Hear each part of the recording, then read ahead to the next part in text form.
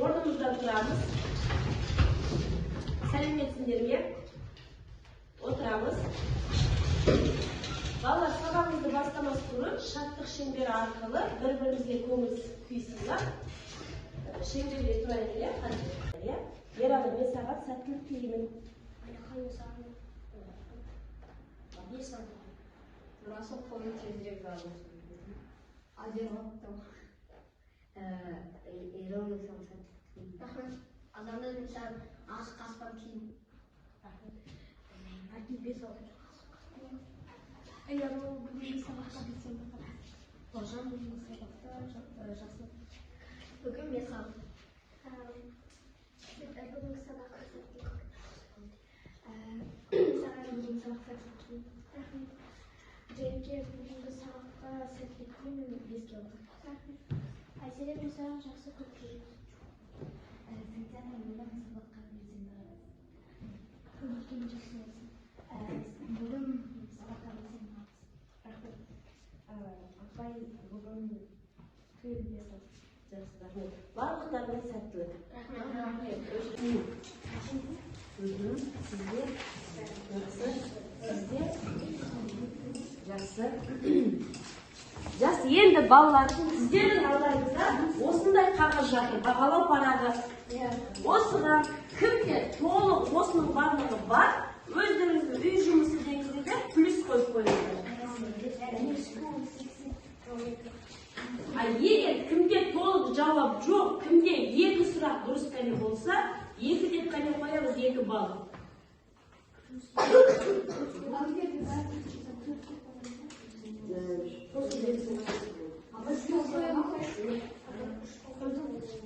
Егер үшеу деп сен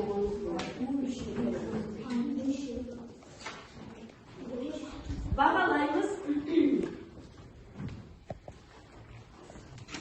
Егер болса, жүзу қараймыз. Болдық па? Сұрақтарымыз бар ма? Бағаларыңызға қолыңдарыңыз толды ма? Жақсы. Енді олай болса, қазір жаңа тақырыбымызды ашу үшін мен сіздерге сурет таратып беремін. Бұл тас әдісі деп аталады. Осы суретті топ бойынша құрастырамыз.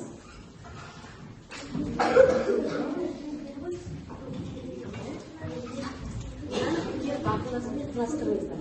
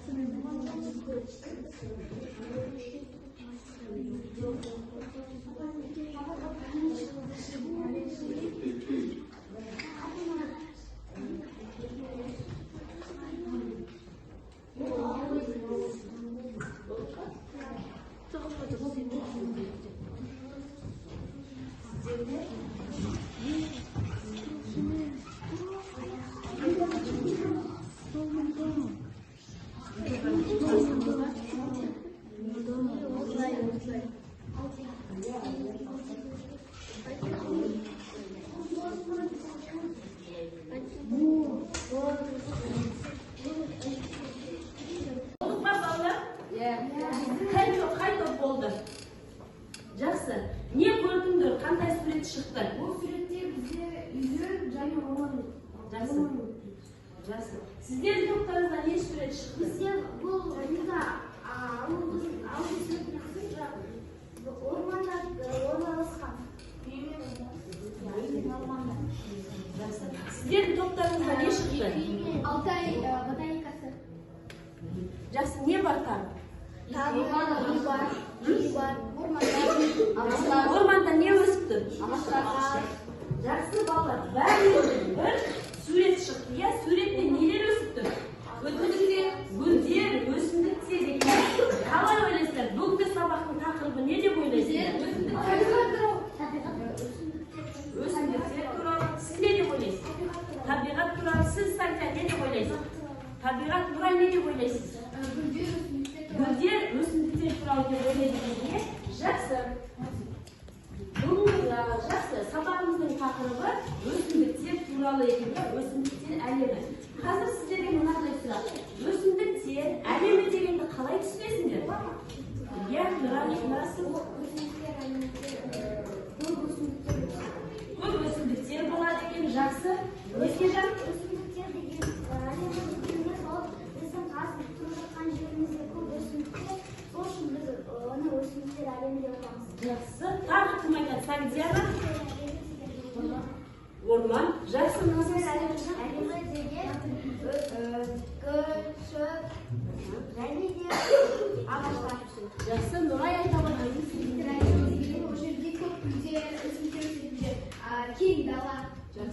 Жанеке? Ол бір мемлекетте немесе бір ауылда көптеген ормандағы өсімдіктері бар жер. Бізде мынандай кітап бар. Өсімдіктер әлемі деген балалар энциклопедиясы бар. Таныстыңдар ма сонымен? Иә. Таныс емессіңдер, иә? Жақсы, сендер таныстыңдар ма балалар энциклопедиясымен? Жоқ, Нұрай, сіздің көбіңізді. Жанеке? Менде өсімдіктер әлемі деген энциклопедия болған. Болған, иә? Ішінде нелер бар оның? Ол жерде өсімдіктердің түрлері және олар қандай болады, олардың қасиеттері туралы жазылған, иә? Жақсы. Біздің кітапханамызда осындай өсімдіктер әлемі деген балаларға арналған балалар энциклопедиясы бар. Осыны алып көруіңізге болады, иә? Жақсы. Олай болса, бүгінгі сабағымыздың тақырыбында не білгілерің келеді? өсімдіктер қалай өсетінін, қалай оларды суғару керек, Еркежан? мен білгім келеді, өсімдіктер немен пайдасы бар? Жақсы, сіздер не білгілерің? Иә, қайдыз? Әлемде қалай өсімдіктер? Жақсы, сіз аяқ. Өсімдіктің неше түрі бар және де ол қалай өседі? Жақсы, Нұрай? Өсімдіктердің қасиеті және де олар қай жерде көп өседі? Жақсы. Бүгінгі сабағымыздың мақсаты сары. Соның асты жағын бірнеше шыққанда Жақсы, отыра ғой. Қараңыздар, батпақтың құрамында С және В дәрумендері кальций, фосфор, темір, магний бар. Оның жапырақтары да, тамыры да өте пайдалы екен. Жапырақтары да, тамыры да өте пайдалы екен. Батпақтан жасалған тағам бауырды жапырақтары екен. Көрдіңіздер ме? Қараңыздар. Зат алмасты қалпына келтіреді екен. Адам өміріне өте пайдасы көп екен. Жалғыз деген естулеріңіз бар ма? Көп қолданады.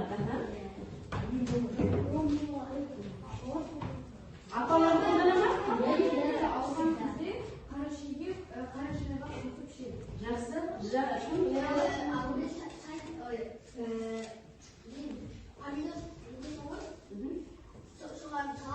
Жақсы, отыра ғой. Жалғыз дегенімізді әркім үйінде қолданады. Егер сіздер білмейтін шығарсыздар, егер біздің ыстығымыз көтерілсе, соны қайнатып суын ішеді екенбіз, иә? Жапырағында 5% эфир майы болады. Эфир майына 55%-ға дейін ментол кездеседі. Жалғыздың емдік қасиеті өте көп. Жалғыз жүздің ауруға ем екен. Көрдіңіз бе? Тек қана ыстық түсіру емес, басқа да ауруларға себебі түседі. Мынау не? Бүлдірген бал шырынды дәрілі өсімдік екен. Жемісі дәмді, хош иісті, құрамында А, В1, В2, В9, К дәрумендері, қышқылдар, темір, кальций және тағы басқа пайдалы заттар бар екен. Қазір енді балалар, осы тақырып бастай, мәтінді туындаймыз. Мәтін бойынша сіздер не істейсіздер? Бірінші түсіндіріңіз. Негізгі мәтіннің бір негізгі ақпаратты, бір қосымша ақпаратты және 3 сұрақты құрастырамыз. Барлық балалар. Екінші дискрипті бір негізгі ақпаратты анықтайды және бір қосымша ақпаратты анықтайды, 3 сұрақ құрастырып өмірмен байланыстырады. Қатыны иләйді, күнделік иләйді.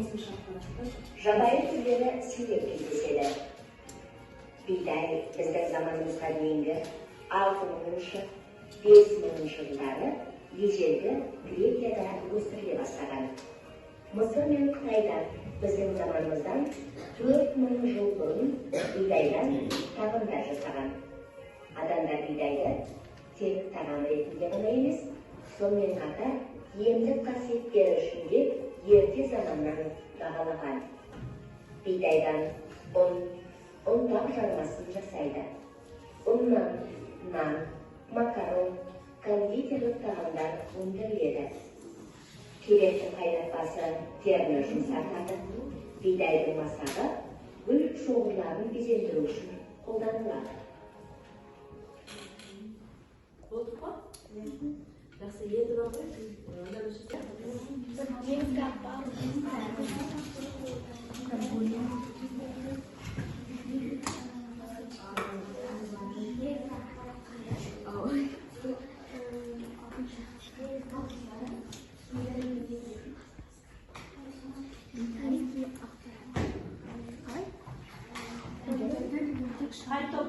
Сұрақтарыңыз? Наурыз көжеге бидай қосылама, бидай несімен пайдалы? Бидай туралы не білесің? Жақсы, бірінші сұрағыңыз оқыңызшы. Бидай наурыз көжеге қосылама. Жақсы, бидай наурыз көжеге қосылама дейді. Сіз? Иә, қосылады. Иә, қосылады, дұрыс па? Иә. Жақсы, келесі сұрағыңыз. Бидай несімен пайдалы? Бидай несімен пайдалы дейді. Нұрасыл? Бидай өте пайдалы, одан нан және Жақсы. бидайдың дәрумендері өте көп. Дәрумендері өте көп. Оны жасайды. Жақсы, Жанетке? Және оны дәрумендері қолданады. Жақсы. Өмірмен байланысты бізде көбінде әже аналарымыз наурызда наурыз көжеге бидай қосады. Тағы да біздің апаларымыз бидайды қосады. Жақсы. Сіздердің топтарыңыз шығыс. Айтамыз. Бидайды көбінесе қолданады. Иә. Бидайды көбінесе аналарымыз тамақ дайындағанда қолданады. Және соның дәрумендері өте көп. Біздің наурыз көжемізге бидай қосылмаса, онда наурыз көжеде бір дәмнің керек екені білініп тұрады. Біз оны егістікке екеміз, одан кейін ол өскенде оны шауып аламыз. Одан кейін оның дәндерін бөліп аламыз. Жақсы. Бірінші, екінші оны егеді. Күз кезінде қай топ жауап береді? Жақсы, жауап береміз. Абырой бұл жерде батайсыздар. Өйткені мазмұны бірдей, бірақ ол оның мазасы. Жақсы. Синоним бар ма? Үлкен, кішкентай, Синоним. Синоним. Көгалдыру, жайқалту. Антоним. кішкентай, үлкен, Кішкентай, үлкен. көгалдандыру, жайқандандыру, ой, Жақсы. Тағы кім айтады? Бар ма? Айта ғой. Антоним айтшы. Антоним, үлкен, кішкентай, ішінде, сыртында. Жақсы. Үлкен, кішкентай, сыртында. Синоним бар ма? Кім болды? Кім аяқтады? Жақсы. Нұрай, келіңіз, хатыңызды оқып беріңіз. Бірінші, хатты оқымас бұрын хаттың жұмысымыздың дескриптивіне танысып алайық, иә? Дескриптив бізде не? Жанрлық ерекшеліктеріне сай рәсімделу мен құрылымын сақтап хат жазу екен, иә? Хат құрылымын сақтауларыңыз керек. Қазір барлығымыз Нұрайдың хатын тыңдаймыз және бағалаймыз. Нұрай, бастаймыз. Сәлем Жанерке, қалың қалай, менде барлығы жақсы. Мен бүгін Алтай ботаникасында болдым. Осы жерде өсімдіктер көп. 4000-ге жуық түрі бар екен. Жеміс-жидек те көп. Біз тағы да қазақ тілінен пәнінен өтіп таныстық. Баруға сынамын. Кездескенше Жанерке. Жауабын күтемін. Жақсы, болды ғой, иә? Балалар қалай ойлайсыздар? Қанша балға бағалайсыздар? 9 балға. Неге? Я же жат. Өйткені ол хаттың басына сәлем сау бол дегендер болды. Тағы да ол мәнерге оқырдым. Менің ойымша ол балға керек. Жақсы, отыра ғой. Бүгін сабақта керемет сабақ болды. Ботаника туралы мәліметтер алдым. Алтай ботаника дегенді мен бүгін ұқтым. Алтай ботаникасы деген ол әртүрлі жемістер. Жақсы. Бүгін мен өсімдіктер туралы кабыл өттім. Алтай ботаникасы бар екенін білдім.